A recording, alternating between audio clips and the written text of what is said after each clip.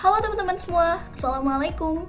Perkenalkan, saya Syifa Ramadanti selaku mahasiswa pengampu mata kuliah Kapita Selekta Matematika Terapan. Di sini saya akan membuat video hasil diskusi kelompok kami terkait survei pengelolaan sampah di FMIPA UGM dan pemodelan optimisasi sampah organik di wilayah UGM. Saya dan kelompok saya merumuskan pemodelan sampah melalui survei perilaku pengelolaan sampah pada Sivitas Akademika Fakultas MIPA. Kami melakukan survei untuk seluruh mahasiswa S1 MIPA yang terdiri dari 4 departemen, yaitu Departemen Matematika, Fisika, Kimia, dan juga Ilmu Komputer dan Elektronika, serta mengkategorikan ke dalam 6 angkatan dari 2020 hingga 2025. Perumusan survei ini dilakukan untuk mengukur tingkat pengetahuan, sikap, dan juga tindakan mahasiswa terhadap penerapan Zero Waste Management di lingkungan kampus. Model survei ini dirumuskan berdasarkan pendekatan perilaku lingkungan atau environmental behavior model yang menjelaskan bahwa pengetahuan akan mempengaruhi sikap dan menghasilkan tindakan yang nyata. Dengan demikian, survei dibangun dalam 3 domain utama, yaitu pengetahuan atau knowledge, sikap atau attitude, dan tindakan atau behavior. Setiap domain akan diuraikan menjadi beberapa indikator yang lebih spesifik, dan tiap indikator dijabarkan lagi dalam bentuk 10 pernyataan positif dan 2 pernyataan negatif, yang masing-masing jawabannya berskala Likert 1-5. 2 pernyataan negatif ini merupakan kebalikan dari 2 pernyataan positif sebelumnya. Tujuannya untuk mengecek konsistensi jawaban responden, sehingga dari sini kami dapat melihat keseriusan responden dalam menjawab setiap pernyataan yang diberikan. Dengan demikian, model ini dapat digunakan untuk mengetahui bagaimana tingkat kesadaran mahasiswa tentang zero waste dilihat dari aspek kognitif, afektif, hingga konatif atau tindakan. Berikut akan saya tampilkan Google Form survei dari kelompok kami.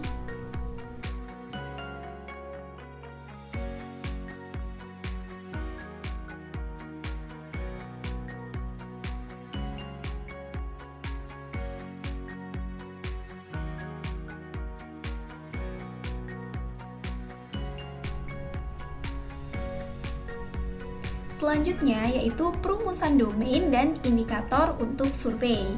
Yang pertama, kami menggunakan domain pengetahuan, dan domain ini bertujuan untuk mengukur sejauh mana sih mahasiswa memahami konsep dan manfaat dari Zero Waste Management.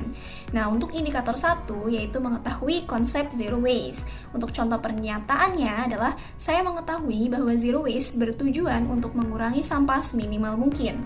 Untuk indikator kedua yaitu mengetahui prinsip 3R atau Reduce, Reuse, dan Recycle. Untuk contoh pernyataannya, saya mengetahui perbedaan antara prinsip Reduce, Reuse, dan Recycle. Dan indikator yang ketiga yaitu mengetahui manfaat Zero Waste.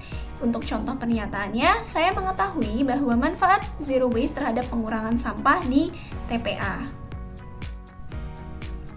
Selanjutnya ada domain sikap. Domain ini bertujuan untuk mengukur pandangan dan kesediaan mahasiswa terhadap penerapan Zero Waste. Untuk indikator yang pertama yaitu pandangan terhadap plastik sekali pakai. Di sini terdapat kalimat positif dan juga negatif. Nah, untuk contoh kalimat positif, saya menganggap bahwa tumbler pribadi dapat mengurangi sampah plastik, dan untuk pernyataan negatifnya, saya menganggap bahwa membawa tumbler pribadi tidak berpengaruh dalam mengurangi sampah plastik. Untuk indikator kedua berupa kesediaan berpartisipasi dalam program Zero Waste Management. Indikator ketiga berupa tanggapan terhadap pengelolaan sampah berbasis Zero Waste Management. Dan yang terakhir ada domain tindakan. Ini untuk mengukur perilaku nyata mahasiswa dalam mendukung Zero Waste Management. Untuk indikator 1 yaitu membuang sampah sesuai jenis pengelolaannya, yaitu Reduce, Reuse, dan juga Recycle. Untuk contoh pernyataannya, saya membuang sampah sesuai jenisnya di tempat yang tepat. Dan 3 indikator lainnya yang tertera di dalam slide. Dari data hasil survei yang telah terkumpul, kami mengelompokkan pernyataan sesuai kategorinya, yaitu P1, P2, P3 untuk pernyataan 1, 2, 3 dari aspek pengetahuan, dan begitupun untuk aspek tindakan T1, T2, dan T1 negatif untuk pernyataan negatif. Sama halnya untuk aspek sikap. Selanjutnya, dilakukan data cleaning melalui insanity check terhadap data yang dianggap rusak dan jawabannya outlier daripada yang lain agar tidak merusak data yang lain. Hal ini kami lakukan dengan menghapus data responden yang tidak konsisten dalam menjawab survei. Kelompok kami memperoleh 94 data dari 94 responden. Setelah dilakukan data cleaning, kami memperoleh 51 data yang dianggap layak untuk dilakukan analisis. Selanjutnya, data yang sudah di-cleaning tadi dipindahkan ke dalam Jamovi. Jangan lupa juga untuk menyesuaikan penamaan. Di sini kami menambahkan kolom P, S, dan T yang datanya diurutkan ke bawah. Misalnya, kolom P dari P1 hingga P3, kemudian kolom S dari S1 hingga S3, begitu pula dengan T. Analisis yang kami gunakan yaitu uji reliabilitas disertai dengan correlation heat map, kemudian uji normalitas, kesamaan variansi, dan one way ANOVA. Uji reliabilitas di sini untuk memastikan apakah serangkaian item atau pernyataan dalam kuesioner konsisten dalam mengukur suatu variabel. Indikator yang sering digunakan yaitu Alpha-Cronbach.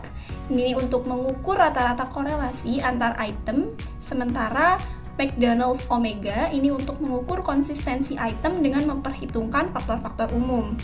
Kalau alpha dan omega ini lebih dari 0,7, berarti kuesioner cukup reliable. Kemudian correlation heat map ini untuk melihat hubungan antar item. Korelasi positif yang cukup kuat menunjukkan bahwa dua item memiliki arah hubungan yang sejalan. Sementara korelasi yang sangat rendah atau bahkan negatif menunjukkan bahwa item tersebut tidak bergerak searah dengan item lainnya atau kurang konsisten dan menyimpang dari variabel yang ingin diukur. Sementara uji normalitas ini untuk mengecek apakah data berdistribusi normal dan menjamin bahwa hasil uji statistik valid karena uji parametrik butuh data yang normal. Jika P kurang dari 0,05, maka artinya data tidak berdistribusi secara normal atau menolak H0. Uji kesamaan varians. Ini untuk mengecek apakah variansi antar kelompok sama dan menjamin perbandingan rata-rata antar kelompok dilakukan secara adil. Jika P kurang dari 0,05 berarti varian antar kelompok tidak sama, artinya data tersebut tidak homogen. Kemudian untuk one way ANOVA, ini berfungsi untuk menguji apakah ada perbedaan signifikan antara rata-rata skor tiap item. Hasil signifikan atau P kurang dari 0,05 berarti ada variasi sikap antar indikator. Selanjutnya akan dipaparkan terkait interpretasi hasil analisis dari uji reliabilitas dan correlation heat map. Yang pertama kita lihat dari aspek pengetahuan. Di sini terlihat bahwasannya nilai Alpha-Cronbach 0,707 lebih dari 0,7 yang menandakan reliabilitasnya cukup baik. Artinya, respon butir-butir pernyataan pada domain pengetahuan saling konsisten.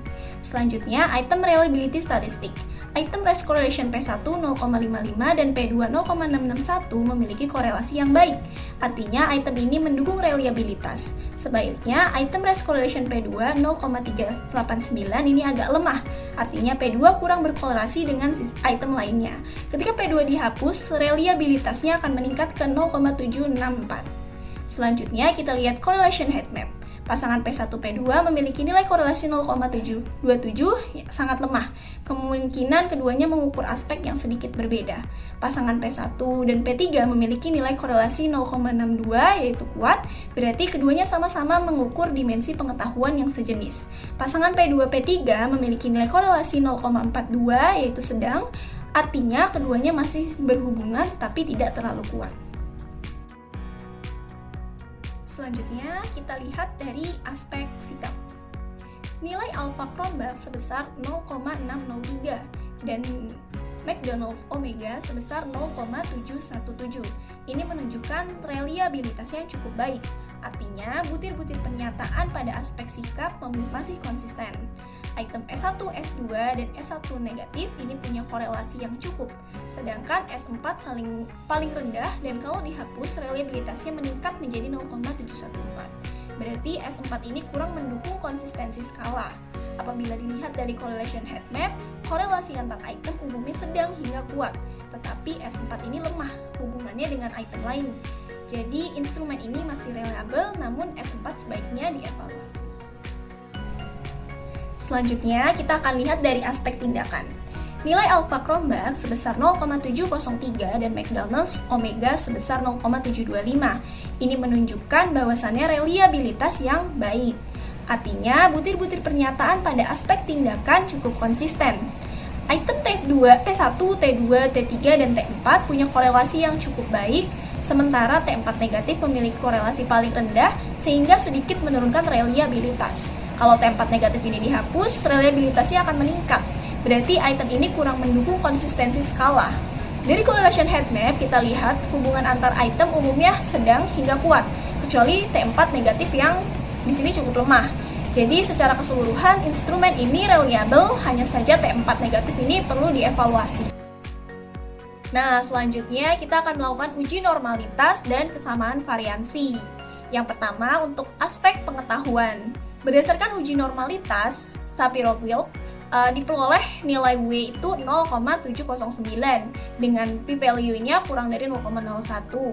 Karena nilai p-value lebih kecil dari 0,05, maka dapat disimpulkan bahwa data pada aspek pengetahuan tidak berdistribusi secara normal. Hal ini menunjukkan bahwa adanya ketidakseimbangan dalam persebaran jawaban responden terhadap item-item pengetahuan mengenai zero waste management secara umum. Berdasarkan uji homogenitas varians, bisa kita lihat di sini juga diperoleh nilai F 6,66 dengan P, nilai p-value-nya 0,002. Nah, karena nilai p-value ini kurang dari 0,05, maka dapat disimpulkan bahwa data pada aspek pengetahuan tidak memiliki variansi yang homogen. Artinya, persebaran nilai pengetahuan mahasiswa berbeda antar responden. Oke, selanjutnya kita akan tinjau untuk aspek sikap. Berdasarkan uji normalitas Shapiro-Wilk, diperoleh nilai W 0,829 dengan p-value kurang dari 0,001. Karena nilai p-value lebih kecil dari 0,05, maka dapat disimpulkan bahwa data pada aspek sikap tidak berdistribusi normal. Hal ini menunjukkan adanya ketidakseimbangan dalam persebaran jawaban responden terhadap pandangan dan kesediaan mahasiswa pada penerapan zero waste management. Nah, berdasarkan uji homogenitas varians, diperoleh nilai F 23,7 dengan p-value kurang dari 0,001. Karena nilai p-value kurang dari 0,05, maka dapat disimpulkan bahwa data pada aspek sikap tidak memiliki varians yang homogen. Artinya, penyebaran nilai sikap mahasiswa berbeda antar responden. Nah, yang terakhir untuk aspek tindakan. Berdasarkan uji normalitas Shapiro-Wilk, diperoleh nilai W 0,812 dengan p-value kurang dari 0,001. Karena nilai p-value lebih kecil dari 0,05, maka dapat disimpulkan bahwa data pada aspek tindakan tidak berdistribusi secara normal. Hal ini menunjukkan adanya ketidakseimbangan dalam persebaran jawaban responden terhadap perilaku nyata dalam mendukung zero waste management. Kita juga tinjau untuk uji homogenitas varians. Diperoleh nilai F 4,26 dengan p-value 0,002. Karena nilai p-value kurang dari 0,05, maka dapat disimpulkan bahwa data pada aspek tindakan tidak memiliki varians yang homogen. Artinya, penyebaran nilai tindakan mahasiswa berbeda antar respondennya. Nah, dikarenakan data yang dihasilkan tidak terdistribusi secara normal, oleh karena itu kita melakukan uji one-way ANOVA menggunakan Welch ANOVA, bukan ANOVA biasa, karena Welch lebih toleran terhadap pelanggaran normalitas dan juga homogenitas. Nah, selanjutnya akan dilakukan uji one-way ANOVA. Yang pertama untuk aspek pengetahuan tentunya. Berdasarkan hasil uji one-way ANOVA atau uji Welch ini, terhadap aspek pengetahuan, diperoleh nilai F 2,08 dengan p-value 0,130. Karena nilai p-value ini lebih besar dari 0,05, maka dapat disimpulkan bahwa tidak terdapat perbedaan yang signifikan pada tingkat pengetahuan mengenai zero waste management antara ketiga kelompok responden, P1, P2, dan juga P3. Apabila dilihat dari tabel deskriptif di atas, nilai rata-rata pengetahuan atau min tiap kelompok relatif tinggi. Ini berkisar antara 4,6 hingga 4,8 dari skala 1 sampai 5. Artinya, tingkat pengetahuan mahasiswa terkait zero waste management cukup seragam di antara ketiga kelompok. Tidak ada perbedaan yang mencolok.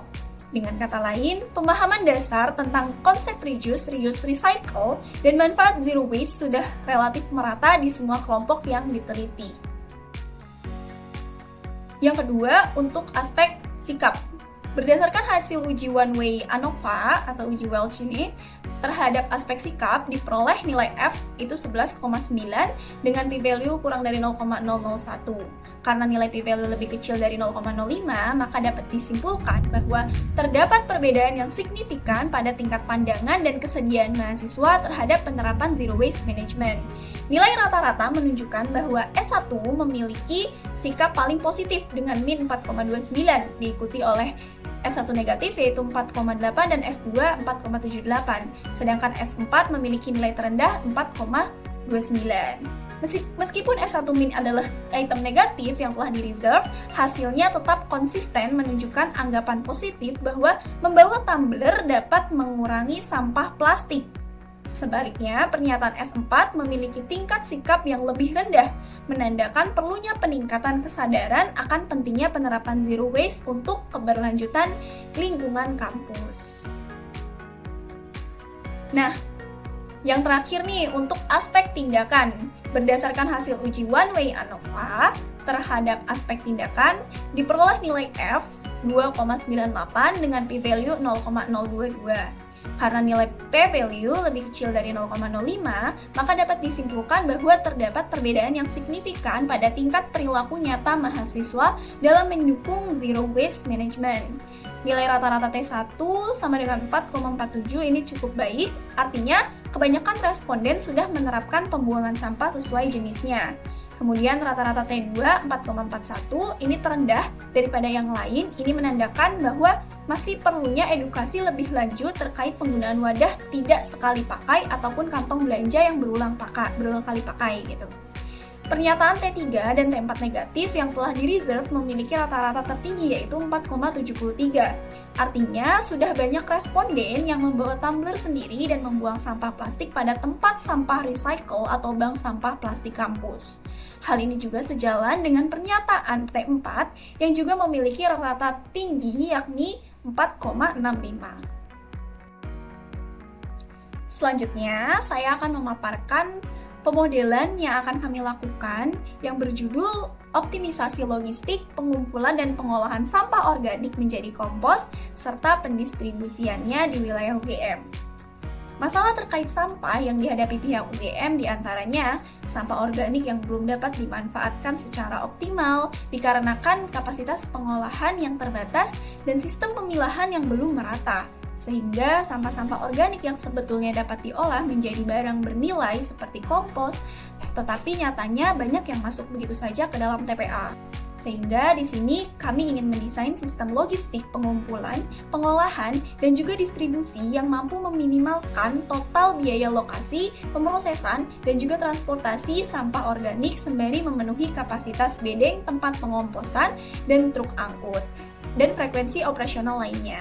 Jadi intinya, kami akan mencari di mana tempat optimal untuk membuka pabrik pengomposan, berapa banyak bedeng atau tempat pengomposan yang dibutuhkan untuk tiap pabrik pengomposan, hasil sampah fakultas mana yang dikumpulkan ke pabrik mana, dan berapa perjalanan truk per minggu supaya biaya total itu minimum. Nah, kalau dilihat dari alur pengelolaannya, sistemnya dimulai dari pengumpulan sampah dari tiap klaster, misal dari tiap fakultas atau unit tertentu, misal FMIPA, pertanian, peternakan, FAPET, dan sebagainya. Kemudian pemrosesan pengomposan yang dilakukan di tempat kompos terpusat seperti PIAT, Fakultas Biologi, dan lainnya. Selanjutnya, distribusi hasil kompos ke berbagai wilayah seperti Taman Kampus Wisdom atau dijual ke pihak luar. Nah, untuk parameter dan himpunan yang kami gunakan sendiri dalam pemodelan ini diantaranya yang pertama ini berupa set atau indeks yang terdiri dari I, ini merupakan himpunan sumber sampah organik. Kalau di UGM bisa tiap fakultas, asrama, ataupun kantin. Kemudian ada J, ini merupakan himpunan lokasi untuk menempatkan fasilitas pengomposan atau bisa disebut pabrik pengomposan, misalnya saja PIAT, Fakultas Biologi, dan lain-lain. Ini berguna untuk menentukan lokasi potensial untuk composting. Kemudian ada T, ini merupakan periode waktu analisis, biasanya per minggu, karena model ini bersifat dinamis sehingga butuh periode penjadwalan.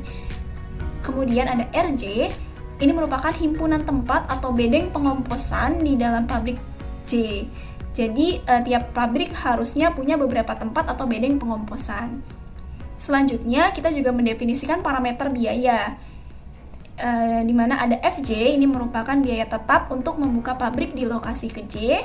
Kemudian SRJ merupakan biaya untuk membuat atau menyiapkan bedeng pengomposan di pabrik ke J. Misalnya biaya material, tenaga, untuk membangun bedeng pengomposan. Kemudian ada HRJ, ini merupakan biaya pemrosesan per unit organic waste di bedeng pengomposan tertentu, misal tenaga kerja, waktu, dan operasional. Kemudian di sini juga ada BIJ, ini merupakan biaya satu trip pengumpulan dari sumber I, FMIPA, asrama, dan sebagainya ke pabrik J, misal Fakultas Biologi atau PIAT, misal biaya BBM, supir, dan juga waktu dalam proses pengangkutan tersebut. Nah, di sini juga ada E yang merupakan biaya operasional untuk distribusi kompos dari pabrik ke lokasi penggunaan. Nah, tentunya parameter biaya ini digunakan untuk mendukung fungsi tujuan kami, yaitu meminimumkan biaya total. Nah, selanjutnya ada parameter kapasitas dan waktu. Di sini kita punya CRJ, ini merupakan kapasitas tiap bedeng pengomposan, biasanya itu dalam ton atau kilogram. Nah, berapa banyak organic waste yang dapat diproses oleh bedeng tersebut, misalnya begitu. Kemudian Q ini merupakan kapasitas muatan truk, misal sekali angkut itu bisa sekian ton gitu. Kemudian ada WIT, ini merupakan jumlah sampah organik yang dihasilkan sumber I pada periode ke T. Misal FMIPA menghasilkan 200 kg sampah organik dalam seminggu. Nah, kemudian ada M, ini merupakan waktu yang dibutuhkan untuk memproses organic waste menjadi kompos, biasanya ini dalam mingguan. Kemudian ada juga alpha, ini merupakan fraksi massal yang berubah jadi kompos setelah melalui proses composting. Misalnya aja 60% dari masa awal jadi bahan kompos gitu. Kemudian di sini juga ada beta, ini merupakan batas operasional truk per hari. Kemudian ada W, ini merupakan hari kerja per periode, biasanya per minggu. Nah, variabel-variabel ini untuk memastikan bahwa constraint fisik terpenuhi, artinya tidak ada overload atau overuse dari bedeng pengomposan dan truk, serta menentukan luaran yang akan dihasilkan. Selanjutnya, kami juga akan mendefinisikan variabel dan juga variabel keputusan yang digunakan. Yang pertama ada variabel lokasi dan aktivasi. Di sini ada XJ bernilai 1 jika pabrik kompos dibangun di lokasi J, misalnya PIAT ataupun Fakultas Biologi dan sebagainya. Variabel ini untuk memutuskan lokasi strategis composting. Kemudian ada ZIJ pangkat T, ini bernilai 1 jika Fakultas I mengirim sampah ke pabrik J pada minggu ke T. Ini untuk mengatur fakultas mana buang sampah kemana gitu agar transportasinya efisien. Kemudian ada VRJT bernilai 1 jika bedeng pengomposan R di pabrik J menerima sampah organik di minggu ke T. Ini untuk menentukan bedeng pengomposan mana yang aktif yang dipakai untuk tiap periode pengisian. Kemudian ada SRJ pangkat T, ini merupakan jumlah sampah organik dalam kilogram yang diterima di bedeng pengomposan R di pabrik J pada minggu ke T. Ini untuk mengukur volume sampah yang diolah per minggunya. Kemudian ada UIJ pangkat T, ini merupakan jumlah kompos dalam kilogram yang dikirim dari pabrik J ke Fakultas I atau Taman UGM pada minggu ke T. Ini menunjukkan bahwa distribusi hasil kompos kembali lagi ke kampus atau bisa juga keluar gitu. Selanjutnya ada HRC pangkat T, ini merupakan volume sampah yang sedang diproses atau belum matang di bedeng pengomposan R pabrik J pada minggu ke T. Ini untuk memonitor status fermentasi dan kapasitas bedeng pengomposan. Kemudian ada Theta IJ pangkat T, ini merupakan jumlah perjalanan pengambilan organik waste dari Fakultas I ke pabrik J dalam minggu ke T. Ini untuk menghitung frekuensi angkut dan juga biaya transportasi. Kemudian ada lambda I, ini merupakan jumlah kendaraan atau truk yang dibutuhkan di pabrik J untuk mengangkut organic waste. Kemudian ada mu J, ini merupakan jumlah kendaraan atau truk untuk distribusi kompos dari olahan hasil pabrik ke J. Nah, ini untuk menentukan logistik distribusi kompos ke tujuan pemanfaatannya. Mungkin sekian video presentasi dari saya. Mohon maaf apabila ada beberapa kesalahan. Thanks for watching. Assalamualaikum warahmatullahi wabarakatuh.